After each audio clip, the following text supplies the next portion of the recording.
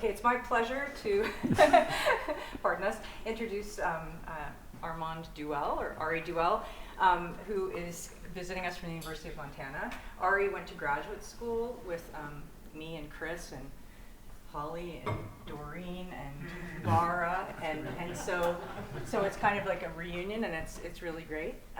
It's great to have him here. He's going to be presenting a paper that he co-authored with his partner Swazig Libyan, and the title is Problems and Possibilities, a Pragmatic View of Scientific Understanding. Thanks, Jackie. Can everybody hear me all right? All right, super. So time is short. This isn't presenting a paper, it's presenting a large chunk of a book that I've been working on with Swazig. So I will do my best to give you an overview, and I've had to make some choices about what to include and what not to include. Ideally, I would walk you through gently with lots of examples, and I just don't have time, but we'll make do, and you can ask me lots of questions. Okay, but before I get started, thank you to all the organizers. This is a really great conference. There's so much talent here. I'm really excited to be a part of it. So thank you for all the work you've done to organize it. I really appreciate it. Okay, so here's the problem that I aim to solve, or we aim to solve. Extant views of scientific understanding fail to be suitably comprehensive. And they tend to fail to be suitably comprehensive because they're primarily focused on explanatory understanding of phenomena. And in doing so, they failed. What is going on? Okay. They fail to be suitably comprehensive in two ways. Either they fail to countenance the relevant varieties of understanding, by which I mean non-explanatory varieties of understanding, like understanding how to manipulate phenomena, or they fail because they don't countenance the relevant targets of scientific understanding. Of course, phenomena are a target of understanding, but there are other things that scientists understand, like their theories, like the problems that they're working on, and we need a unified account, and that's what I'm going to give you today. Or at least you can be the judge of whether I give you this or not, but that's the aim. So here's the schedule for today. I'm going to spend way too little time describing the view, but we'll make do because I felt like we had to have a kind of real example, and an example where we're talking about non-explanatory understanding, and that's what I turn to with understanding via generating representations of phenomena. And then I'll wrap up. So let's look at the problems and possibilities view. So place I want to start is with a paper that Wendy Parker wrote in 2020. And she made use of problems in a very interesting way, which Swazig and I exploit in our work. So a problem for Parker is just going to be purpose or set of purposes with constraints. So scientists want to do certain things, they have certain aims, and they have self-imposed constraints on those things. And what's great about problems is that they provide standards that you can use to judge problem-solving activities. With respect to Wendy's paper, she suggested that problems are the appropriate thing to use to evaluate models. Well, we're going to take it a step further here. We're going to say that problems are actually the way you evaluate all kinds of problem-solving activities. And the other great thing about using problems is that all scientific practices work on solving practice-specific problems.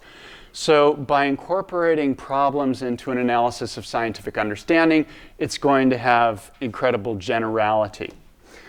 So here's an example problem. So I live in a western state, and we have wolves, and it's a perennial issue about how to manage wolf populations. And when we say managing wolf populations, at least now, we're talking about how many hunting or trapping permits that the state will release every year, which is on the good side of things. It used to be we'd had to protect wolves. But in any case, what do you need for that? Well, you need to generate a reasonably accurate and precise estimate of wolf abundance in order to do that. And you need to do it yearly, and you need these things to be as cheap as possible. State agencies manage these things, there's limited resources, so scientists have a problem to solve. And there's a number of activities that go into solving this problem. You have to generate data about wolves, you have to generate estimates from that data, and then you have to, of course, represent using the estimate that you generated. Note, this is a non-explanatory problem. Explaining wolf abundances is actually pretty easy. We've got that down. It's figuring out how many of the damn things you have that is actually really tough. So this got cut off a little bit, but it just reads, there are many possible ways to solve this non-explanatory problem, okay? There are lots of different methods for generating data, lots of different methods for generating estimates from that data.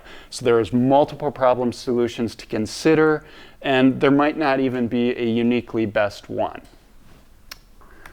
All right, here's a sketch of the view. This doesn't have any details. It just gives you the broad brush strokes. We gain understanding by engaging in problem-solving activities, by reflecting on those activities or comparing them to themselves or other things, and finally, by evaluating whether we have solved our problem. Now, we have a number of distinctions that we utilize, and this also kind of regiments some terminology. So on our view, we take different problems to individuate different kinds of scientific understanding. So if you've got an explanatory problem, great, that individuates an explanatory kind of understanding.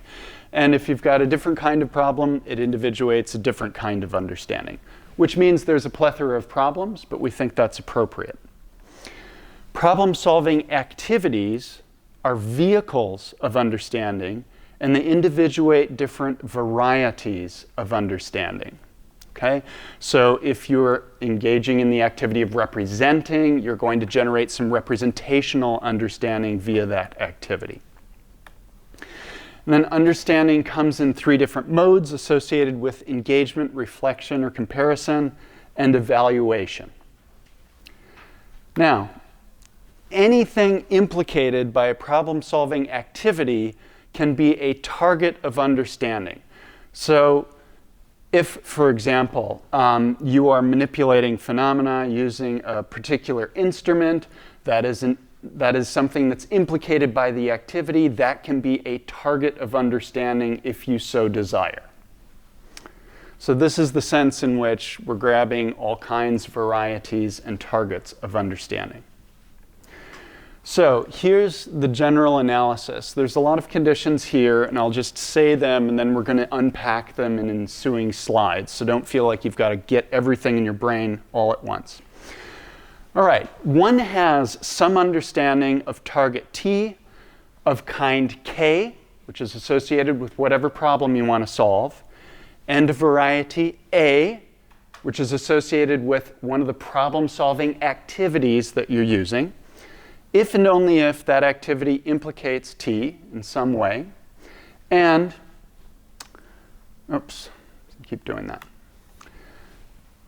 One of the conditions holds. So you have engaged understanding if one has an exercised and enduring competence to perform a problem-solving activity that's adequate to the problem that you have, or one has an exercised and enduring competence to reflect on possible ways of performing that activity adequate to the problem at hand, or compare them to themselves or other things, and you know things about the target of understanding on that basis, or there we go. One has an exercised and enduring competence to evaluate possible ways of performing A in light of K and knows things about T on that basis. So let's unpack these things. So let's see, before I get to this, it's useful to have a kind of example in mind. So let's just set a problem for ourselves. And a convenient problem to use here is we're going to just decide our problem is to represent gravitational phenomena using a comprehensive, unified, and empirically accurate theory of gravitation. So GR works well here. So let's just keep that around. So If you have engaged understanding, you have an exercised and enduring competence to represent in a way that's adequate to that problem. So you can use the general theory of relativity to represent gravitational phenomena. What's a competence? One possesses a competence if and only if one has the right constitution or possesses a certain skill, is in the right conditions to perform that action skillfully, and is in the right circumstances to succeed in that action. So there's a lot of success built into having a competence. Now, this isn't a reductive account of understanding in the sense that I'm going to say what ultimately grounds a competence. I'm going to leave that open. That's for the epistemologist to deal with, not me. Competence must be exercised. Okay, so just because you have a competence doesn't mean that you have the understanding that goes along with the competence. So if you've never actually represented a gravitational phenomenon using the general theory of relativity, even if you have the competence to do so, if you've never turned your attention to that target, you're not going to have engaged understanding.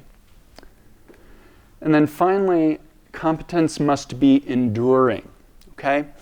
I know Carlo Ravelli is here. About 2 decades ago, I was in Carlo's GR class, and I had a very modest ability to represent gravitational phenomena using the general theory of relativity.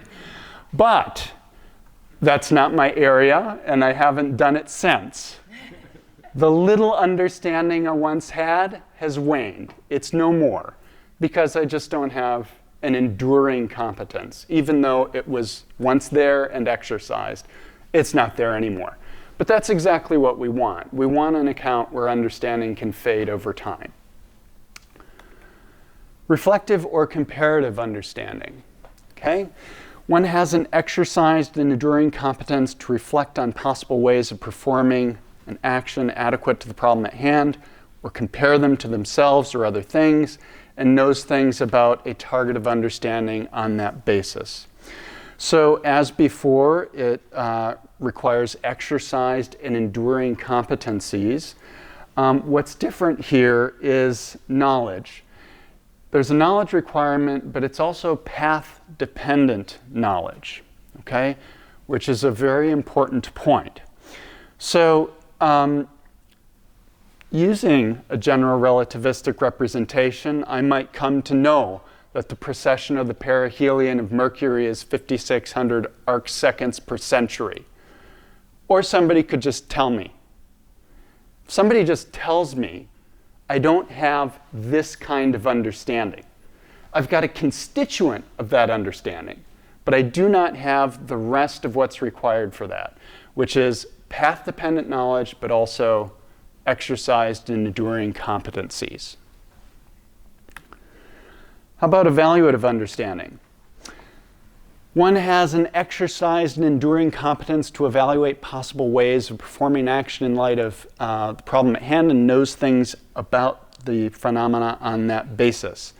So, again, sticking with the same example, someone with evaluative understanding is going to know, for example, that a general relativistic representation of the precession of the perihelion of Mercury satisfies or is adequate to the problem, whereas a Newtonian one is not. Okay, this was a very fast tour through a theory of understanding, but I do want to have a chance to show you how it applies to a piece of actual science. Oh, well, should I just keep going? Okay. Hopefully the slides will still be at least, oh, well, partially visible. Okay, good. All right, great. Let's come back to this problem of wolf management. There's a way to generate estimates of abundance, and it's using capture-recapture methods. And they're the gold standard, at least from an epistemic point of view. And if you want to do this, you literally have to capture the wolves and fit them with radio collars. And then you recapture them by detecting them with the equipment that you placed on them before. The initial capture gives you a count. the recapture gives you a probability of being captured in the first place, and from that you can get an estimate of an abundance. It's really hard to use on wolves because they are elusive, they're scarce, and they have expansive territories that are in places that are difficult for humans to move around in. So it's tough, and it's really expensive.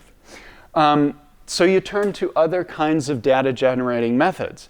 And here are a lot that have been used: acoustic surveys of wolf howls, genetic capture-recapture methods, wolf sightings, camera methods, area surveys, and snow track surveys.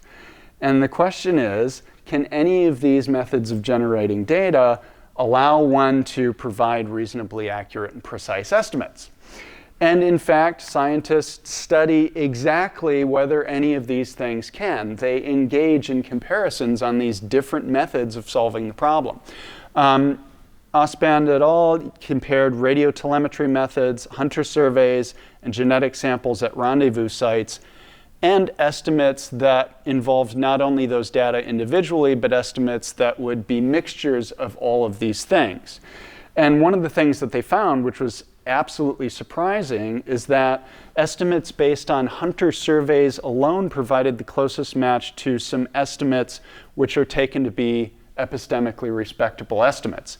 Now, what's remarkable about this is that if you think about sighting wolves, it's extremely difficult to tell the difference between a wolf and a coyote at a distance. And then it's also extremely difficult to know whether you're seeing the same individual twice, or two individuals, or whether two different hunters saw the same wolf, or whatnot. So this, you'd never guess in a million years that this would be okay, but it turns out that it was, which is kind of fascinating. And scientists are also interested in evaluating problem solutions. So Creel articulated a kind of implication of one of the constraints.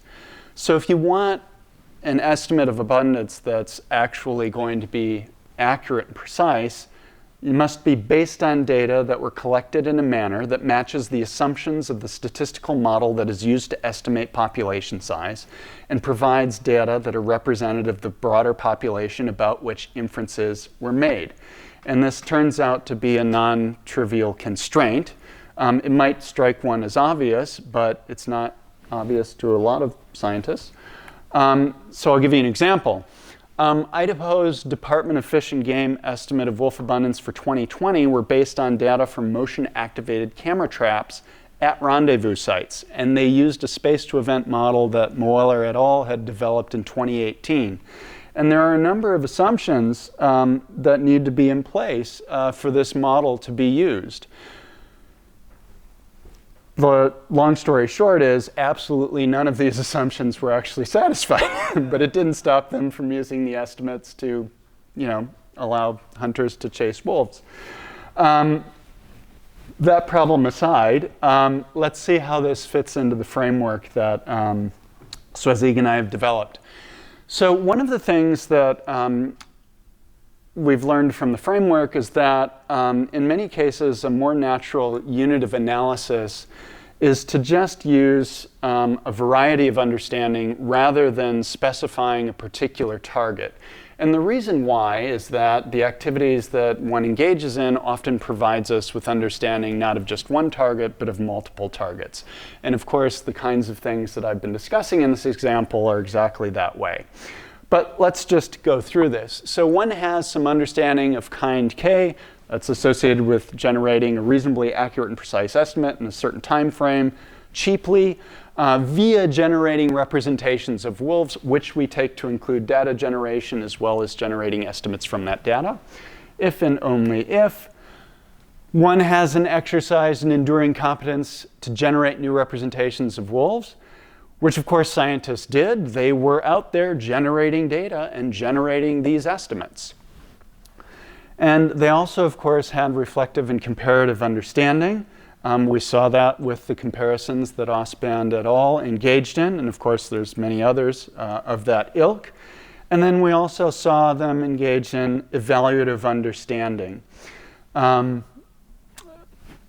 It's important to know whether you have a problem solution or you don't have a problem solution. And we think that's a an important mode of understanding. And of course, that was something that we saw in this example as well.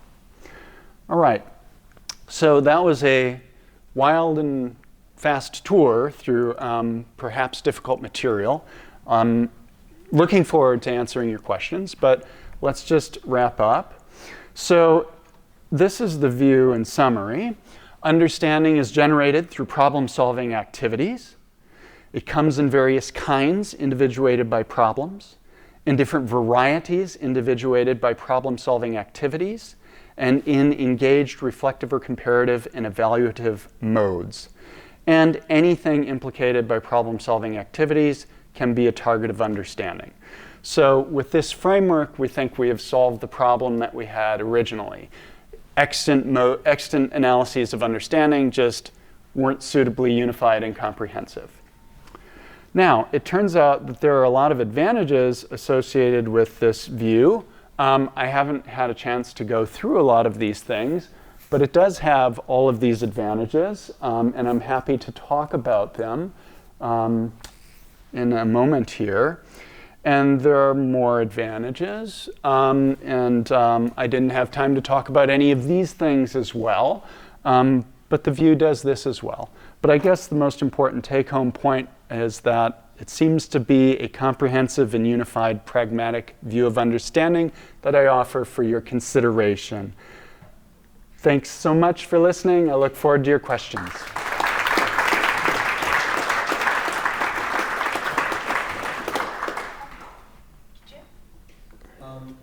This was wonderfully interesting. This would manifest itself in a policy decision somewhere, I imagine.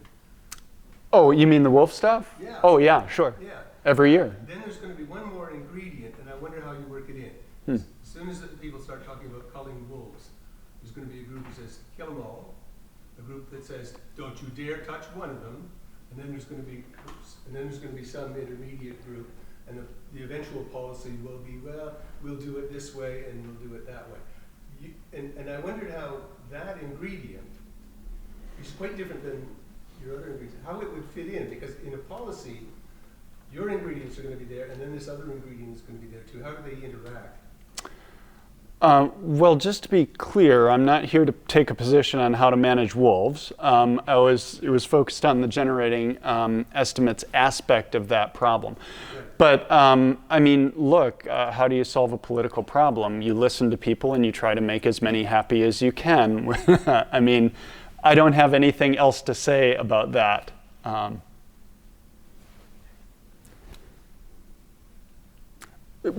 mean, yeah. Okay. Laura and yeah, please. Okay, No, it's No, go ahead, Laura. Laura was next to it. I said you were after Laura. Thanks. This is the hunters and their competence at estimating wolf populations. It's striking that seems like understanding achieved by a community rather than by an individual, and you sort of not committed yourself one way or another about who the entities that accomplish understanding are. But I was curious how the enduring criterion applies to Yeah, sure. So, I mean, I think one of the advantages of the view is that understanding can be distributed in groups, right? So look, the enduring aspect is going to depend, I mean, you have to pick an entity which you're going to claim is the understanding entity, right? And then once you fix that entity, we can ask questions about whether it endures or not. But I mean, I don't think there's anything general I can say about this until you tell me the group, and then, you know. hunters. The hunters? Oh, well, so their understanding of the problem is going to be rather limited. It's going to be limited to engaged understanding, and that's only insofar as they generate data. They know how to write down on their card how many deer they saw when they were at this location, so on and so forth. So one of the things I didn't talk about was degrees of understanding. So people like that are going to have very low degrees of understanding. But their competence will likely endure. It's just a very modest competence, which is associated with very low degrees of understanding.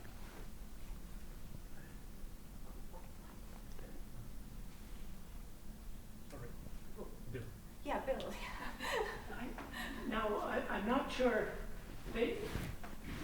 was. It turns out that the wolf populations actually improve the survival and whatever for their prey, and that was I'm not sure if it was in Yellowstone, which would be your state or part of it, or whether this was something happening in Canada. It would be Yellowstone with respect to buffalo, and in Canada with respect to reindeer. But it turned out they had, in whichever place, they had actually gotten rid of the wolves. And then it turned out they started putting them back because it actually improved things for either the buffalo or the reindeer or both.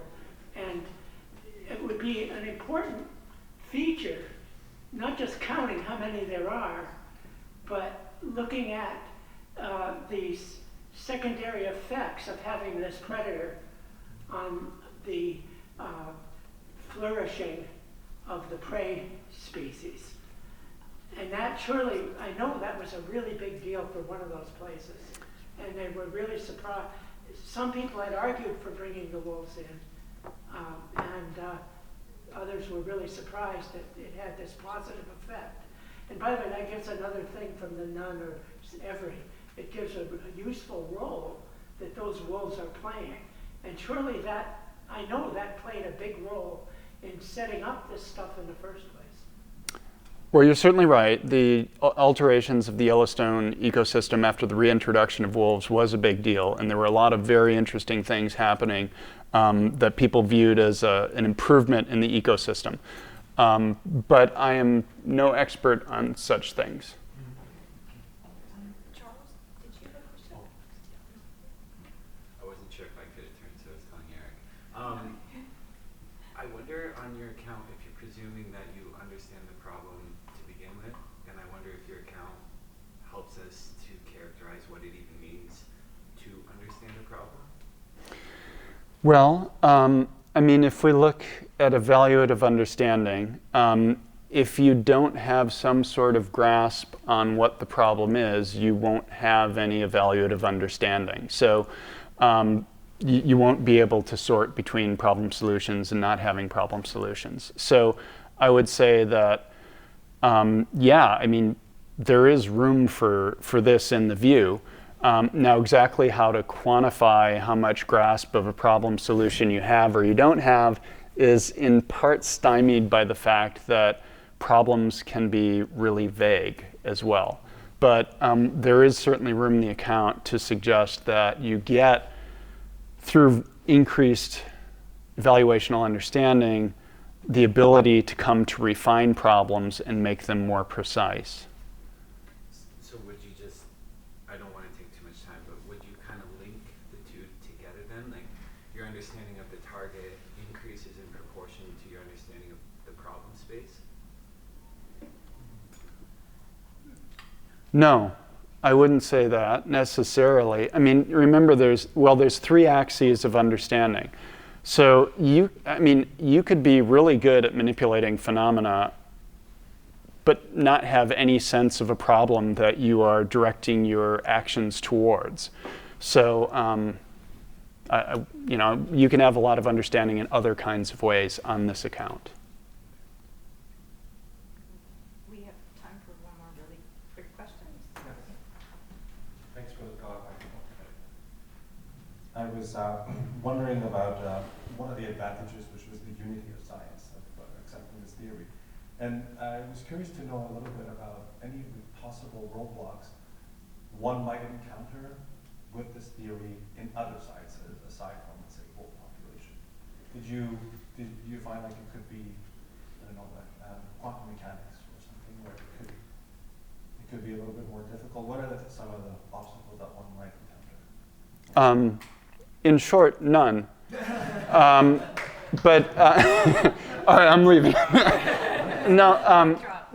Look, this account has in many ways cut its teeth thinking about problems in foundational physics, just because that's where I first started thinking about it. And so look, there's something that people do when they're thinking about quantum mechanics, and it's an old trick that Rob Clifton taught me. He said, look, whenever you think you know something about quantum mechanics, you should apply Bohm's theory and see if your conclusion holds up there or whether it's just wrong. And I mean, that was actually an extremely useful tool to figure out whether I had known anything or not, or whether I was just fooling myself, right? So, I mean, nobody thinks Bohm's theory is true, right? I don't know a single person who believes that theory, but it is an extremely valuable vehicle to understanding of certain kinds. So we can make room for something like this in our framework because we have, for example, reflective and comparative understanding. You understand things in virtue of using foils, and things like Bohm's theory serves as a very useful foil. So I think it can accommodate, well, let's put it this way. I haven't seen a practice that doesn't fit into this framework. If anybody's got one, I'd be very happy to know about it. Thank you. Thanks. Well, on that note, let's thank our speaker. Thanks, Andrew. Thank you.